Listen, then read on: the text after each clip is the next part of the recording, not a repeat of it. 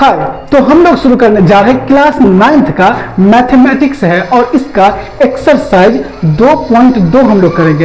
ये वीडियो डालने का पर्पस यही है कि इससे पहले जब मैं वीडियो डाला हूं एक्सरसाइज 2.2 का, उसमें क्वेश्चन नंबर 3 का जो 8वां मैं बता रहा था, वहीं से वीडियो जो है ना वॉइस है लेकिन वीडियो नहीं दिख रहा है।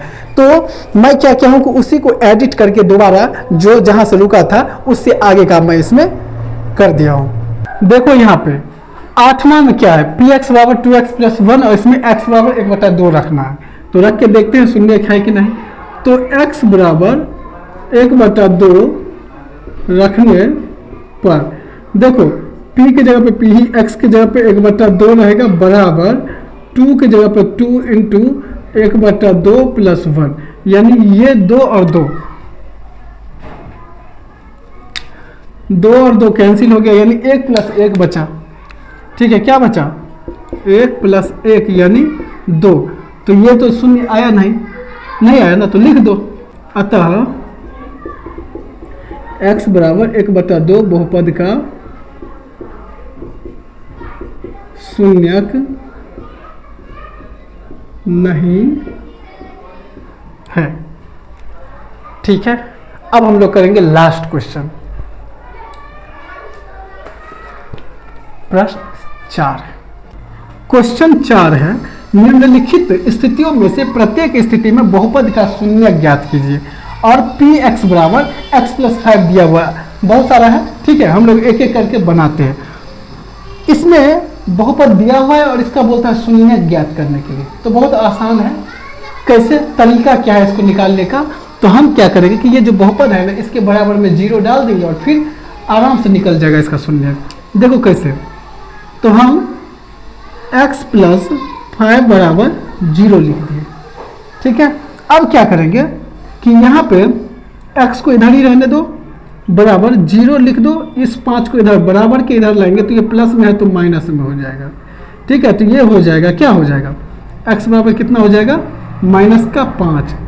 तो यही जो है ना x बराबर जो ये -5 आया, यही इस बहुपद का शून्यक होगा। अर्थात इसमें अगर हम x के जगह पे -5 रख देंगे तो ये 0 हो जाएगा। ठीक है, यहाँ पे लिख दो, अतः बहुपद का शून्यक बराबर -5 है। देखो पी एक्स बराबर x - 5 दिया हुआ है, तो सीधा x - 5 बराबर 0 लिख देते हैं।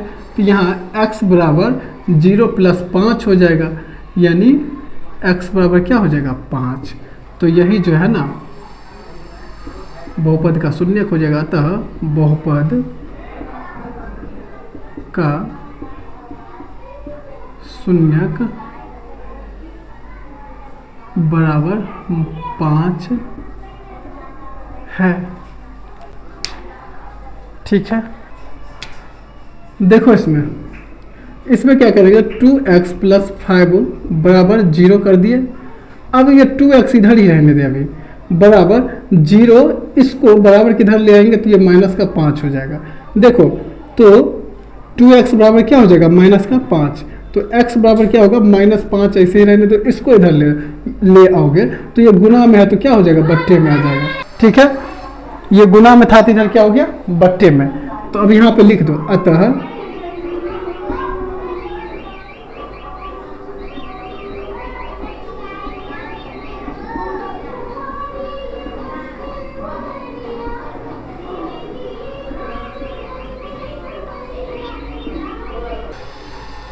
बहुपद का शून्यक बराबर -5/2 है। देखो 3x - 2 है यहाँ पे बहुपद, यहाँ पे 3x - 2 बराबर 0 रखो।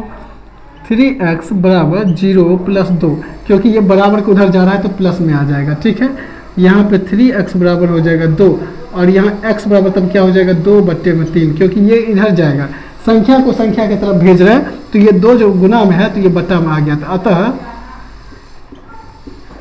बहुपद का शून्यक बराबर 2/3 है। ठीक है, देखो 5 नंबर कैसे होगा, यहाँ पे सीधा 3x बराबर 0 लिख दो, तो x बराबर क्या हो जाएगा 0 बटे में 3, यानी x बराबर 0 हो जाएगा। ठीक है, हो गया। तो ये क्या हो जाएगा, यहाँ पे शून्य क्या हो जाएगा, अतः